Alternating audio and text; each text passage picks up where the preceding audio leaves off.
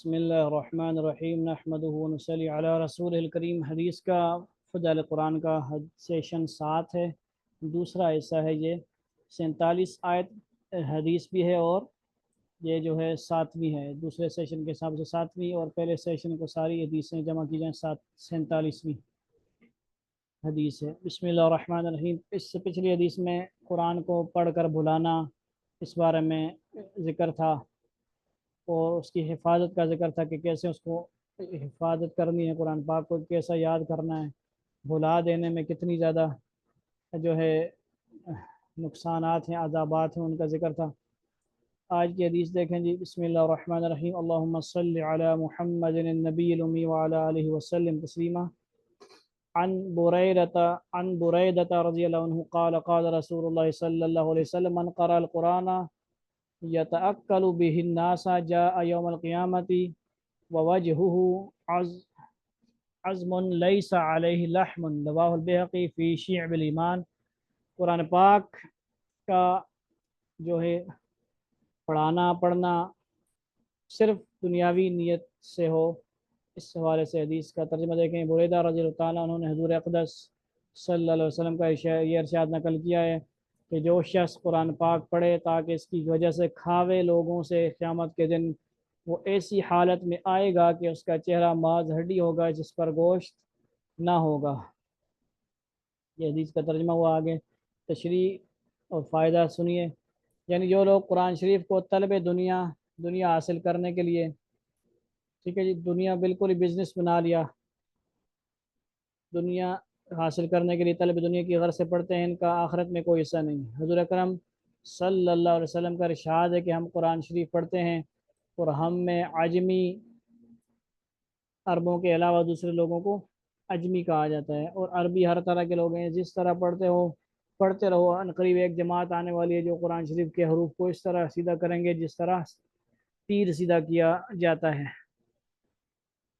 یعنی خوب سنواریں گے، خوب مشق کریں گے، بہت محنت کوشش کر کے پڑھیں گے،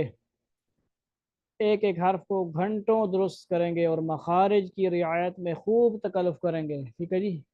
وَمَكَرُوا مَكْرًا كُبَّارًا،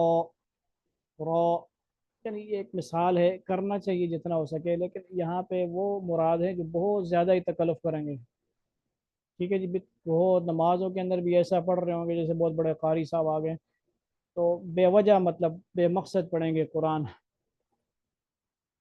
ہاں، مخرج کی جمع ہے، یا تو حروف کے نکلنے کی جگہ کو مخارج کہتے ہیں، خوب تکلف کریں گے، اور یہ سب کیا ہوگا؟ دنیا کے واسطے ہوگا، آخرت سے ان لوگوں کو کچھ بھی سروکار، کوئی لگاؤ شگاؤ نہیں ہوگا۔ مقصد یہ ہے کہ محض خوش آوازی بیکار ہے، کیا ہے خوش آوازی، اچھی آواز ویسے ہی بیکار ہے جب کہ اس میں اخلاص نہ ہو، محض دنیا کمانے کے واسطے کیا جاوے۔ تو اس میں بہت ساری ڈیٹیل ہیں، خالص دنیا کے لیے نہ کیا جائے۔ جو بندہ اللہ کی رضا کے لیے اپنے آپ کو وقف کر رہا ہے اور کوئی کام نہیں کر رہا، اس کو خود بھی چاہیے کہ اپنے حساب کتاب کے حساب سے چلے۔ اگر کوئی ساتھ کام کر سکتا ہے، کوئی دوسرا کمائی کا، ارننگ کا ذریعہ ہے تو کرے۔ اب اس کے پاس اتنا ٹائم بھی نہیں ہے کہ اس نے وقف کیا ہوا ہے، کام کوئی آتا بھی نہیں، کر بھی نہیں سکتا، تو کرتا ہے تو قرآن پاک کی تعلیم سیکھتا سکھاتا ہے، اس میں حرج ہوتا ہے، تو پھر اس میں لوگوں کو چاہیے کہ وہ زیادہ سے زیادہ ان کو خیال کریں، ان حفاظ کا، ان استادوں کا خیال کریں۔ کیا مطلب خیال کریں؟ اپنی طرف سے ان کو زیادہ سے زیادہ دنیا کے معاملے میں بیغم رکھیں کہ وہ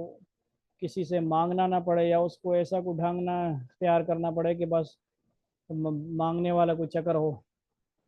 ٹھیک ہے جی۔ تو یہ بہت ساری چیزیں ہیں اس میں، اس کو خود بھی اور دوسروں کو بھی خوب خیال کرنا ہے۔ چہرہ پر گوشت نہ ہونے کا مطلب یہ کہ جب اس نے اشرف الاشیاء کو، ٹھیک ہے جی، سب سے زیادہ باعزت عضو،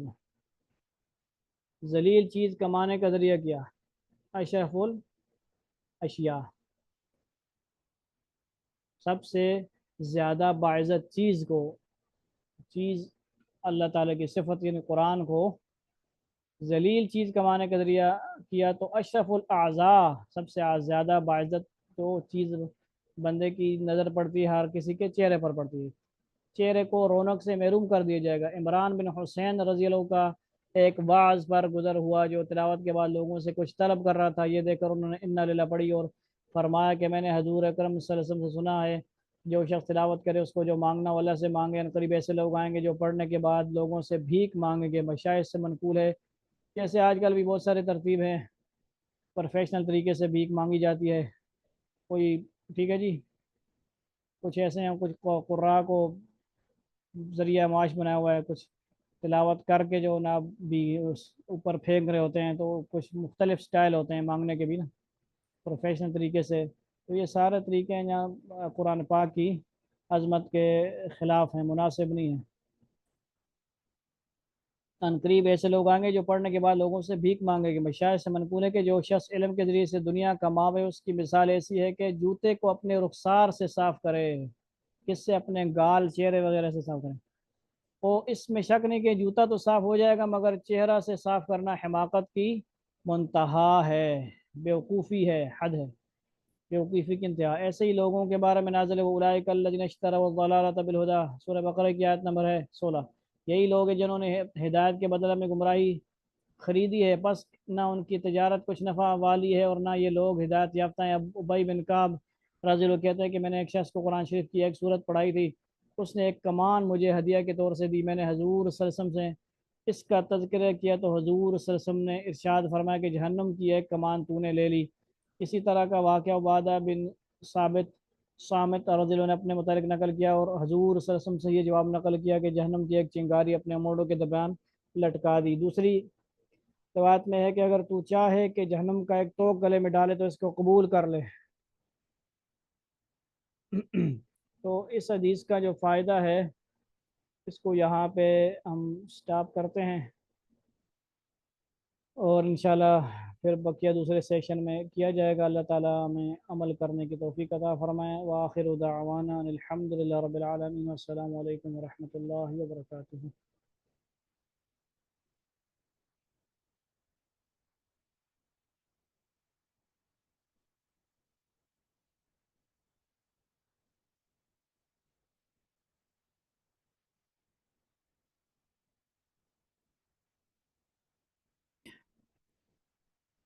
یہاں پہنچ کر میں ان حفاظ کی خدمت میں جن کا مقصود قرآن شریف کے مکتبوں سے فقط پیسہ ہی کمانا ہے، بڑے ادب سے عرض کروں گا کہ للہ، اللہ کے لیے اپنا منصب، عہدہ اور اپنی ذمہ داری کا لحاظ کیجئے، خیال کیجئے، ٹھیک ہے جی۔ مقصد ساری زندگی چندے مانگ کر چندے پر گزارا کرنا، یہ اس کی طرف توجہ دلا رہے ہیں، اور کوئی بھی کام نہیں کرنا، قسم ڈالی ہوئی ہے کہ بس چندے مانگیں گے یا تنخواہیں آئیں گی مسجد کی، مدارس کی، اسی پہ گزارا ہوگا۔ جیسے کرونا شرونا آیا، کتنی مشکلات آئیں، تو اس میں اپنی طرف سے یہ بات اپنے لیے اور اوروں کے لیے بھی کہہ رہا ہوں کہ ہم سب کو ایسا کوئی ترتیب بنانی چاہیے جس میں ہمیں انکم جو ہے وہ آتی رہے، اور آسانی کے ساتھ دین کا کام ہم بے غم ہو کے تسلی اور جو ہے آسانی کے ساتھ سہولت کے ساتھ کرتے رہیں۔ ہمیں فکر نہ ہو کہ یار کیا کریں، وہ پیسے نہیں ہیں، خرچہ نہیں ہے، مشکلات ہیں، یہ ہے وہ ہے، پرابلمز ہیں، تو اس کے لیے الگ ٹائم رکھیں اپنا، اور کوئی نہ کوئی بزنس کاروبار اس کے ہو جو آپ کے مدارس مساجد کے نظام کو چلا سکے۔ تو اللہ تعالی ہمیں اور ہمارے جتنے بھی مہتمین ہیں مدارس کے مساجد کے، ان کو بھی توفیق عطا فرمائے، اور حفاظ کرام ائمہ کرام بھی جو ہے کچھ نہ کچھ ساتھ ساتھ اپنے معاش کا کچھ نہ کچھ ٹائم نکالیں۔ مقصد یہی ہے کہ ٹائم تھوڑا ہوتا ہے، مشکل ہوتی ہے، پھر نمازوں کو پہنچنا ہوتا ہے، اس میں بھی جو ہے ایسا آسان کام ان کو بھی دوسرے لوگ دیں جن کو پتہ ہو کہ یہ مسجد کے ائمہ ہیں، مدارس کے اساتذہ ہیں، ان کو لحاظ کریں، ان کا کام تھوڑا لیں، ان کی جو ہے انکم وغیرہ زیادہ دیں۔ تو یہ الارم تھا بیچ میں۔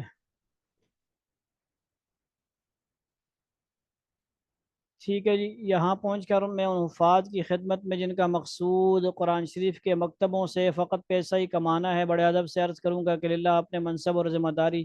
اپنی ذمہ داری کا لحاظ کیجیے۔ جو لوگ آپ کی بدنیتوں کے حملہ کی وجہ سے کلام مجید پڑھانا یا حفظ کرانا بند کرتے ہیں، اس کے وبال میں وہ تنہا گرفتار نہیں، خود آپ لوگ بھی اس کے جواب دہ ہیں، ذمہ دار ہیں، اور قرآن پاک کے بند کرنے والوں میں شریک ہیں۔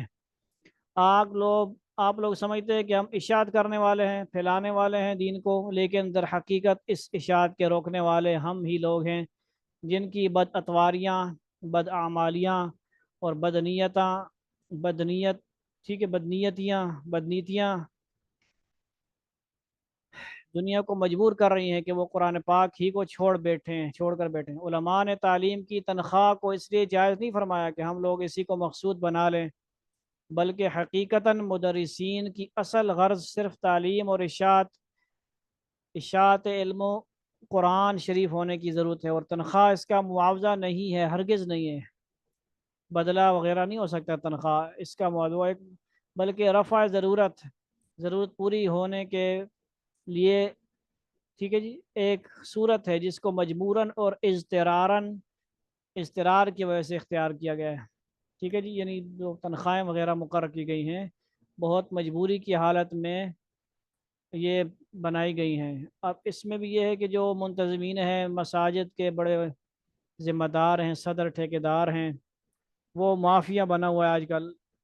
مسجد کو امام خاموش ہیں تو بس ٹھیک ہے، جتنے ہزار پہ وہ خاموش ہیں ٹھیک ہیں، ان کو کچھ بھی نہیں، کوئی ذرا بہت بات کر بھی دے یار تھوڑی بہت تنخواہ شاہ، کہتے ہیں نہیں جی پورا نہیں ہوتا، یہ ہے وہ ہے، لوگ ہزاروں لاکھوں روپے ان کو دیتے ہیں، اور اللہ ہی جانتا ہے کہ وہ کہاں جاتے ہیں۔ لوگوں کو بھی مسجدوں کی جو ہے بلڈنگ ٹھیک کرنے کا فکر ہوتا ہے، زیب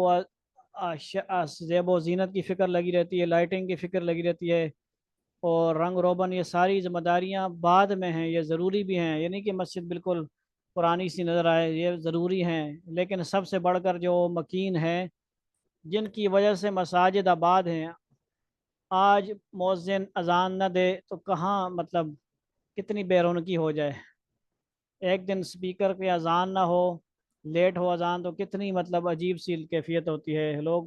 یہ آگے باتیں سنا رہے ہوتے ہیں، نمازیں ٹائم پہ نہ پڑھائے امام صاحب کتنی باتیں ہوتی ہیں، نمازیں پڑھانا چھوڑ دے، سارا نظام گڑبڑ ہو جائے، تو پھر کیسے نظام چلے گا، لوگ مسجد میں کیسے آئیں گے؟ ائمہ کرام اپنی ذمہ داریاں پوری ادا فرما رہے ہیں، مؤذنین خادمین اپنی ذمہ داریاں پوری عطا کر رہے ہیں، تو ان کا پورا خیال رکھنا تمام صدروں کا، ٹھیکیداروں کا، مافیا کا کام ہے۔ اگر آپ نے ذمہ داری لی ہے تو مسجد کے تمام اعمال، مدارس کے ان کے ذمہ دار ہیں، ان کے جو افعال ہیں، کام ہیں، اس کی بھی ذمہ داری ان کے اوپر ہے، وہ اس کے جواب دہ ہیں، انہوں نے ذمہ داری لی ہے، تو ان کی تنخواہ پوری کریں، ان کے پوچھیں بھائی اتنے عرصہ ہو گیا آپ کی کتنی تھوڑی تنخواہ ہے جی، گزارا ہوتا نہیں ہوتا، پوچھیں، خیر خبر لیں، اپنی گاڑیوں پہ لاکھوں روپے خرچے ہو رہے ہیں، اور کوئی نقصان ذرا سا ہو گیا گاڑیوں کا، بے شمار خرچے ہو رہے ہیں، اور ائمہ کرام یا مسجد کے اندر سپیکر خراب ہے اس کا کوئی فکر نہیں ہے، ٹھیک ہے جی، مسجد میں نمازی تنگ ہیں، اور ائمہ کرام، مؤذنین، نائبین کی تنخواہیں کم ہیں، ان کی کوئی فکر نہیں ہے، اور ان کو دوسرا کام کرنے میں تھوڑا سا مسئلہ ہے، مشکل ہوتی ہے، ٹھیک ہے جی، وہ کام کرتے ہیں مثلا تو نمازوں کا حرج ہوتا ہے، اذان پہ مثلا پہنچنا ہے کسی نے، تو بہت سارے مسئلے مسائل ہیں، ان سب کی چیزوں کا خیال رکھنا ان ذمہ داروں کا بھی کام ہے، جو مدارس کے، مساجد کے ذمہ دار ہیں، تو یہ بہت بڑے پیغامات ہیں اس میں، ٹھیک ہو گیا جی۔ تو ہم سمجھ رہے ہوتے ہیں کہ جی ہم تو دین پھیلا رہے ہیں، اشاعت فرما رہے ہیں، بلکہ ہمارے کارنامے، ہمارے جو اخلاق ہیں، ہماری بداتواریاں، اور ہم نے بس ایک بزنس بنایا ہوا مدارس کو، کمانے کا ذریعہ بنایا ہوا ہے طرح طرح کی، تو اس طرح لوگ متنفر ہوتے ہیں دین کو، وہ کہتے ہیں سب طرف یہی حال ہے، تو ایک کی وجہ سے سارے بدنام ہوتے ہیں۔ تتمہ کے طور پہ کلام پاک کے ان سب فضائل اور خوبیوں کے ذکر کرنے سے مقصود اس کے ساتھ محبت پیدا کرنا ہے، اس لیے کہ کلام اللہ شریف کی محبت حق تعالیٰ شانہ کی محبت کے لیے لازم و ملزوم ہے۔ لازم و ملزوم کیا ہے جی؟ ایک دوسرے کے لیے ضروری ہے، اور ایک کی محبت دوسرے کی محبت کا سبب ہوتی ہے۔ دنیا میں آدمی کی خلقت، پیدائش، خلقت صرف اللہ جل شانہ کی معرفت کے لیے ہوئی ہے۔ وما خلقت الجن والانس الا لیعبدون الا لیعرفون، پہچان کے لیے، اور آدمی کے علاوہ سب چیز کی خلقت آدمی کے لیے ہے۔ ٹھیک ہے جی۔ اب روبا دو ماہ خورشید و فلک درکار اند، تاتونان بکف آری و بغفلت نخوری، ہما از بہر تو سرگشتہ و فرما بردار، شرط انصاف نہ باشد کہ تو فرما نہ بری۔ فارسی میں کتنا خوب اچھا شعر ہے، ترجمہ کیا ہے جی؟ کہتے ہیں کہ بادل و ہوا، چاند سورج، آسمان و زمین، غرض ہر چیز تیری خاطر کام میں مشغول ہے، تیری خدمت میں لگی ہوئی ہے، تیرے لیے بنائی گئی تاکہ تو اپنی حوائج، اپنی ضروریات، کھانا پینا ان کے ذریعے سے پورا کرے، اور عبرت کی نگاہ سے دیکھے کہ آدمی کی ضروریات کے لیے یہ سب چیزیں کس قدر فرما بردار اور مطیع اور وقت پر کام کرنے والی ہیں، اور تنبیہ کے لیے کبھی کبھی ان میں تخلف، ٹھیک ہے جی، پیچھے رہ جانا، تخلف مطلب کم ہونا، پیچھے رہ جانا بھی، تھوڑی دیر کے لیے کر دی جاتا ہے۔ بارش کے وقت بارش نہ ہونا، ہوا کے وقت ہوا نہ چلنا، اسی طرح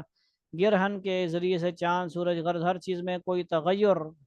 بھی پیدا کیا جاتا ہے، تبدیلی پیدا کی جاتی ہے، تاکہ ایک غافل کے لیے تنبیہ کا تازیانہ بھی لگے، ایک سوٹی لگے، کیا لگے، کوڑا لگے، تھوڑا سا عبرت حاصل ہو بندے کو۔ اس سب کے بعد حیرت کی بات ہے کہ تیری وجہ سے یہ سب چیزیں تیری ضروریات کے تابع کی جائیں، اور ان کی فرما برداری بھی تیری اطاعت اور فرما برداری کا سبب،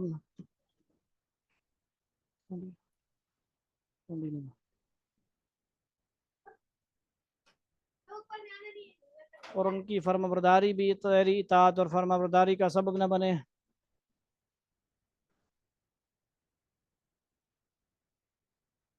اور اطاعت و فرما برداری کے لیے بہترین معین محبت ہے۔ معین کیا ہوتا ہے؟ مددگار۔ ان المحب لمن يحب مطیع، جب کسی شخص سے محبت ہو جاتی ہے، عشق و فریفتگی پیدا ہو جاتی ہے، کیا ہو جاتا ہے؟ انتہائی لگاؤ پیدا ہو جاتا ہے، تو اس کی اطاعت و فرما برداری طبیعت اور عادت بن جاتی ہے، اور اس کی نافرمانی ایسی گراں، یعنی بھاری اور شاق ہوتی ہے، دشوار ہوتی ہے، جیسا کہ بغیر محبت کے کسی کی اطاعت خلاف عادت و تبع ہونے کی وجہ سے بار ہوتی ہے، بوجھ ہوتی ہے۔ کسی چیز سے محبت پیدا کرنے کی صورت اس کے کمال و جمال کا مشاہدہ ہے، یعنی دیکھنا۔ مشاہدہ کا مطلب کیا ہوتا ہے؟ ہوا سے ظاہر کیا ہوتے ہیں جی؟ وہ ظاہری اعضاء جن سے کسی چیز کا پتہ چلتا ہو، ظاہرہ مطلب آنکھ وغیرہ ہیں، یا حواس باطنہ، وہ دکھائی نہ دینے والی قوت جس سے کسی چیز کا پتہ چلتا ہو، اندر کی حصے، یا بہت سارے حواس ہیں۔ استحضار، استحضار مطلب کیا ہوتا ہے جی؟ یاد سے اگر کسی کے چہرہ کو دیکھ کر بے اختیار اس سے وابستگی ہو جاتی ہے، کیا ہو جاتی ہے؟ محبت، دل لگ جاتا ہے۔ تو کسی کی دل آویز، آواز بھی، دل آویز مطلب یہ فارسی کے الفاظ ہیں، دل لبھانے والی، ٹھیک ہے جی، بسا اوقات مقناطیس کا اثر رکھتی ہے، کھینچنے کی طاقت والی، ٹھیک ہے جی۔ نہ تنہا عشق از دیدار خیزد، بساں کی دولت از گفتار خیزد، یا عشق ہمیشہ صورت ہی سے پیدا نہیں ہوتا، بسا اوقات یہ مبارک دولت بعد سے بھی پیدا ہو جاتی ہے، ٹھیک ہے جی۔ کان میں آواز پڑ جانا، اگر کسی کی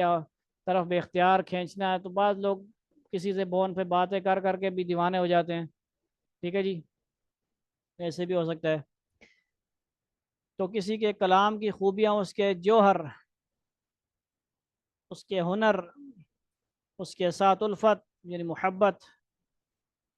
کا سبب بن جاتی ہے۔ کسی کے اس ساتھ عشق پیدا کرنے کی تدبیر اہل فن نے یہ بھی لکھی ہے کہ اس کی خوبیوں کا استحضار کیا جاوے، خوبیوں کو بیان کرتا رہے، یہ خوبی یہ خوبی یہ خوبی، اس کے غیر کو دل میں جگہ نہ دی جاوے، جیسا کہ عشق طبعی میں یہ سب باتیں بے اختیار ہوتی ہیں۔ کسی کا حسین چہرہ یا ہاتھ نظر آ پڑ جاتا ہے تو آدمی سعی کرتا ہے، کوشش کرتا ہے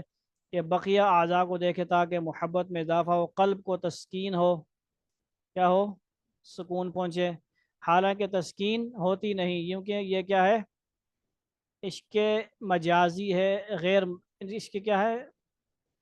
ناجائز عشق ہے۔ مرض بڑھتا گیا جوں جوں دوا کی، اس میں مرض بڑھتا ہی رہتا بندے کا، کیونکہ ناجائز عشق حرام ہے۔ نکاح والا جو عشق ہے وہی اصل ہے، یا اللہ سے محبت اصل محبت ہے۔ کسی کھیت میں بیج ڈالنے کے بعد اگر اس کی آبپاشی کی خبر نہ لی گئی، ٹھیک ہے جی، سینچائی پانی شانی نہ دیا گیا تو پیداوار نہیں ہوتی۔ اگر کسی کی محبت دل میں بے اختیار آ جانے کے بعد اس کی طرف التفات نہ کیا جاوے، توجہ وغیرہ نہ کی جائے، تو آج نہیں تو کل دل سے محو ہو جاوے گی، ختم ہو جائے گی، مٹ جائے گی، ٹھیک ہے جی۔ لیکن اس کے خط و خال سراپا، خط و خال کیا ہوتا ہے جی، خط و خال سراپا بہت مشکل الفاظ ہیں، اس لیے ماشاء اللہ انہوں نے لکھا ہے ترجمہ مکمل، شکل و صورت کہتے ہیں خط و خال۔ اور رفتار و گفتار، رفتار چلنا، گفتار بولنا، چال چلن کے تصور سے اس قلبی بیج کو سینچتا رہے تو اس میں ہر لمحہ اضافہ ہوگا۔ مکتب عشق کے انداز نرالے دیکھے، اس کو چھٹی نہ ملی جس نے سبق یاد کیا، ٹھیک ہے جی۔ سبق یاد ہوتا ہے تو چھٹی نہیں ملتی، اس لیے ہماری اکیڈمی میں بھی 7 دن کلاسیں ہوتی ہیں ماشاءاللہ، سبق کی چھٹی آن لائن میں نہیں ہوتی ہے۔ اس سبق کو بلا دو گے فوراً چھٹی مل جاوے گی، جتنا جتنا یاد کرو گے اتنے ہی جکڑے جاؤ گے۔ اسی طرح کسی قابل عشق سے محبت پیدا کرنی ہو تو اس کے کمالات، اس کی دل آویزیوں، کیا جی، دل لبانے والی چیزوں کا کیا کرے، تتبع کرے، کیا کرے جی، تتبع کرے، تلاش کرے، جوہروں کو تلاش کرے، اور جس قدر معلوم ہو جائے اس پر بس نہ کرے، بلکہ اس سے زائد کا متلاشی ڈھونڈنے والا ہو۔ کہ فنا ہونے والے محبوب کے کسی ایک عضو کے دیکھنے پر قناعت نہیں کی جاتی، اس سے زیادہ کی ہوس جہاں تک کے امکان میں ہو باقی رہتی ہے۔ حق سبحانہ و تقدس جو حقیقتاً ہر جمال و حسن کا منبع ہے، نکلنے کی جگہ ہے، اور حقیقتاً دنیا میں کوئی بھی جمال، خوبصورتی ان کے علاوہ نہیں ہے۔ یقیناً ایسے محبوب ہیں کہ جن کے کسی جمال و کمال پر بس نہیں، نہ اس کی کوئی غایت ہے، یعنی کوئی انتہا ہے، نہ اس کی کوئی غایت، ان ہی بے نہایت کمالات میں سے ان کا کلام بھی ہے، جس کے متعلق میں پہلے اجمالاً، ٹھیک ہے جی، مختصر طور پر اجمالاً کو کہتے ہیں، کہہ چکا ہوں کہ اس انتصاب یعنی نسبت کے بعد پھر کسی کمال کی ضرورت نہیں۔ عشاق، عاشق لوگوں کے لیے اس انتصاب کے برابر اور کون سی چیز ہوگی؟ اے گل بتو خرسن خرسن دم تو بوئے کسے داری، قطع نظر،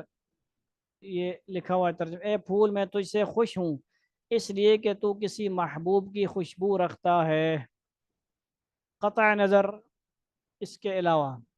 اس سے کہ اس انتصاب کو اگر چھوڑ بھی دیا جائے کہ اس کا موجد کون ہے، پیدا کرنے والا، یاد کرنے والا کون ہے، اور وہ کس کی صفت ہے، تو پھر حضور اقدس صلی اللہ علیہ وسلم کے ساتھ اس کو جو نسبتیں ہیں ایک مسلمان کی فریفتگی کے لیے وہ کیا کم ہے؟ اگر اس سے بھی قطع نظر ہٹائی جائے تو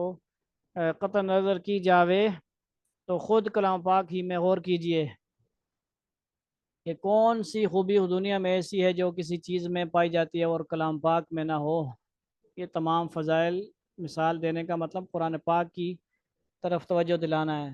دامان نگاہ خنگ و گل حسن تو بسیار، گل چین بہار تو زدہ گلہ دارد، فدا ہو آپ کی کس کس ادا پر، ادائیں لاکھ اور بتاب دل ایک۔ فارسی والا شعر کا دیکھیں ترجمہ جی۔ نگاہ کا دامن تنگ ہے اور تیرے حسن کے پھول بہت ہیں، تیری بہار کے پھول توڑنے والے کو دامن سے شکایت ہے۔ احادیث سابقہ کو غور سے پڑھنے والوں پر مخفی نہیں، چھپا ہوا نہیں، کہ کوئی بھی چیز دنیا میں ایسی نہیں جس کی طرف احادیث بالا میں متوجہ نہ کر دیا ہو۔ اور انواع محبت انواع محبت، ٹھیک ہے جی، انواع محبت کیا مطلب ہوتا ہے جی؟ قسمیں ہوتی ہیں۔ انواع محبت و افتخار میں سے کسی نوع کا دل دادا بھی ایسا نہ ہوگا کہ اسی رنگ میں کلام اللہ شریف کی افضلیت و برتری اس نوع میں کمال درجہ کی نہ بتلائی گئی ہو، نہ بتلا دی گئی ہو۔ مثلا کلی اور اجمالی۔ کلی مطلب کیا ہے جی؟ 8 نمبر پہ دیکھیں آپ، تمام، اور اجمالی کا مطلب ہوتا ہے مختصر، بہترائی، جو دنیا بھر کی چیزوں کو شامل ہے، ہر جمال و کمال اس میں داخل ہے۔ سب سے پہلی حدیث نمبر 1 نے کلی طور پر ہر چیز سے اس کی افضلیت اور برتری بتلا دی۔ محبت کی کوئی سی نوع انہیں لے لیجئے، کسی شخص کو اسباب غیر متناہیہ، غیر متناہیہ کیا ہوتے ہیں جی؟ بے انتہا، میں سے کسی وجہ سے کوئی پسند آئے، قرآن شریف اسی کلی افضلیت میں اس سے افضل ہے۔ اس کے بعد بالعموم جو اسباب تعلق محبت ہوتے ہیں،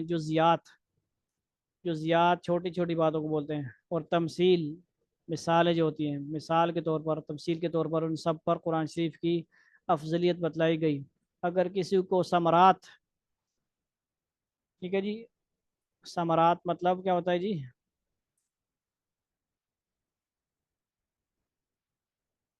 نتیجے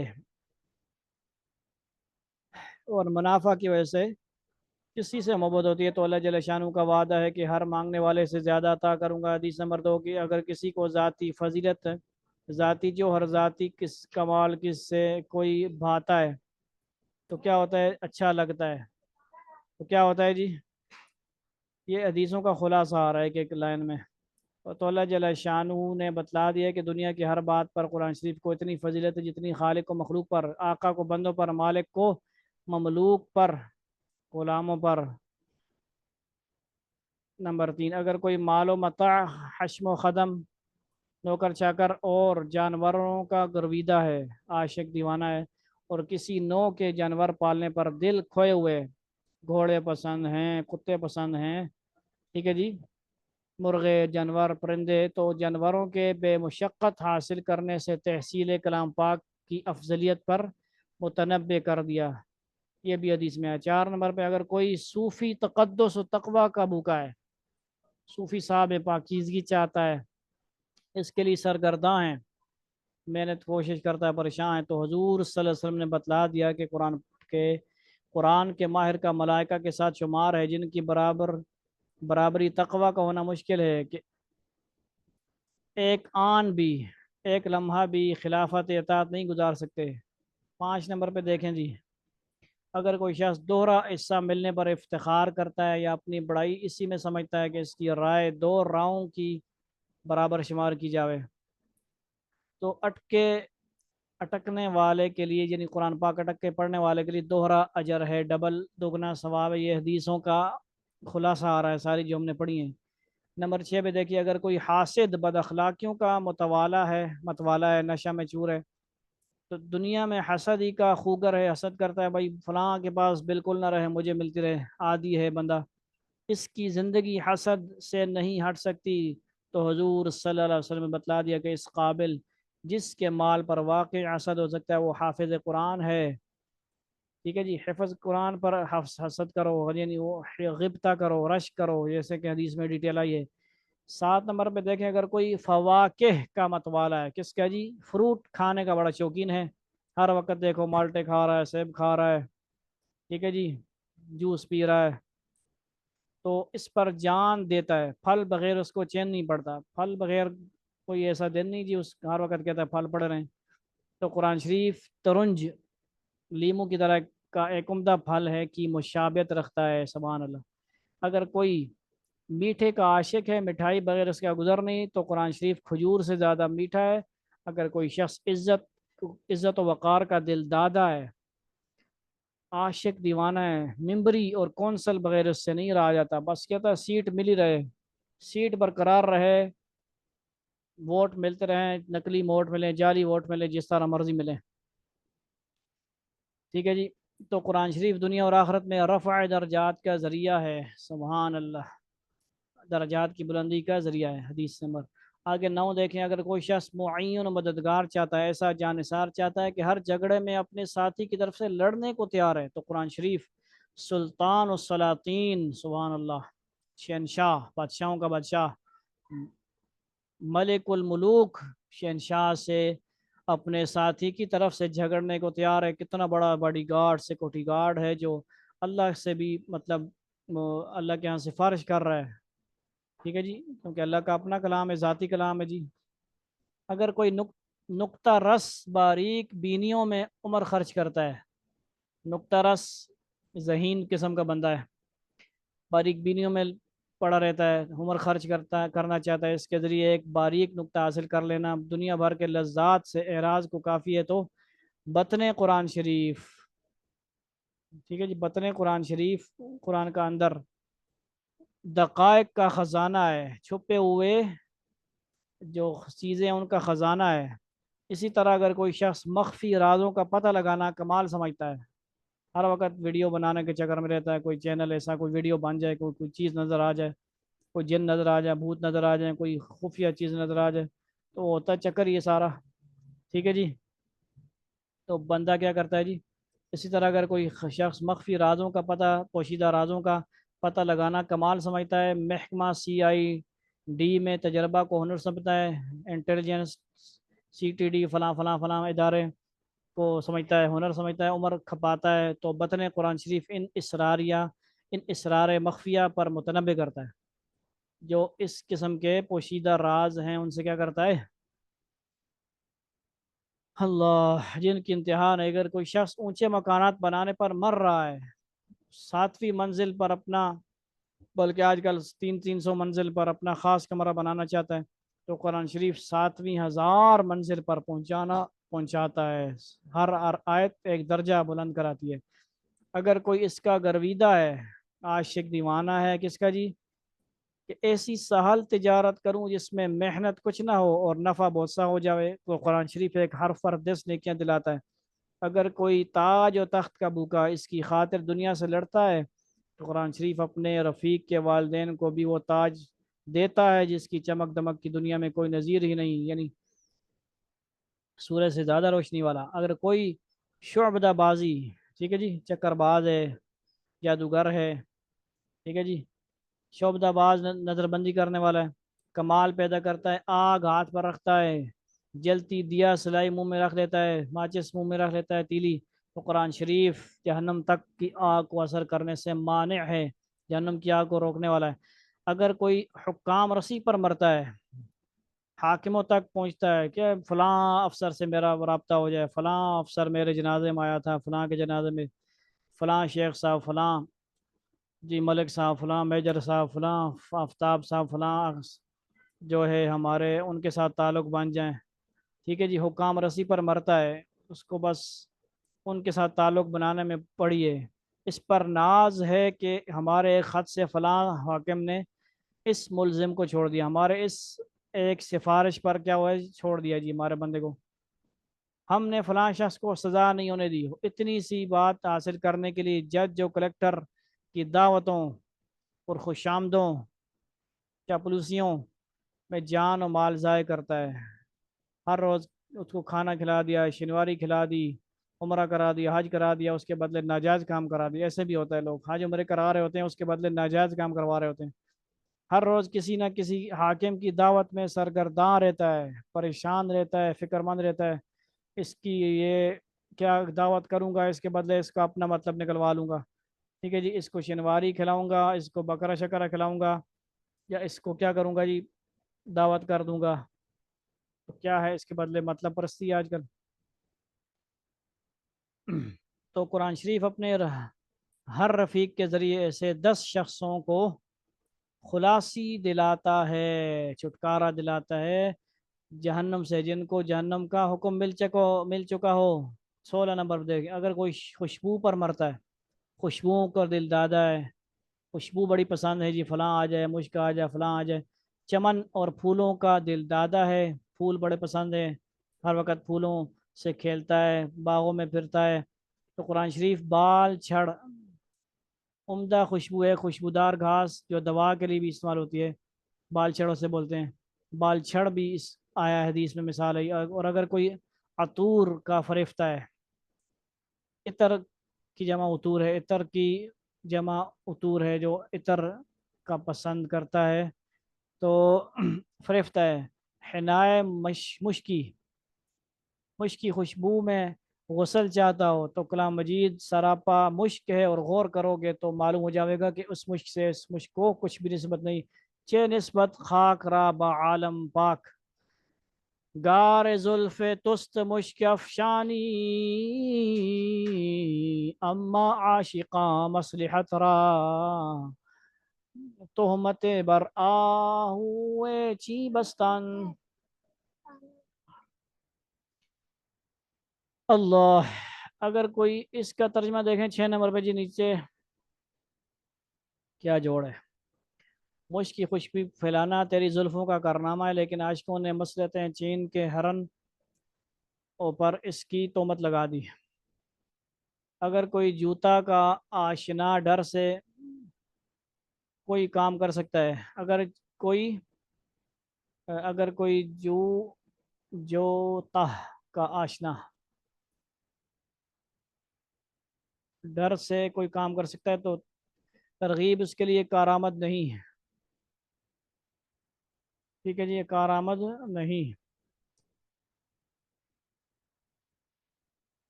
مفید فائدہ مند نہیں، تو قرآن شریف سے خالی ہونا گھر کی بربادی کے برابر ہے۔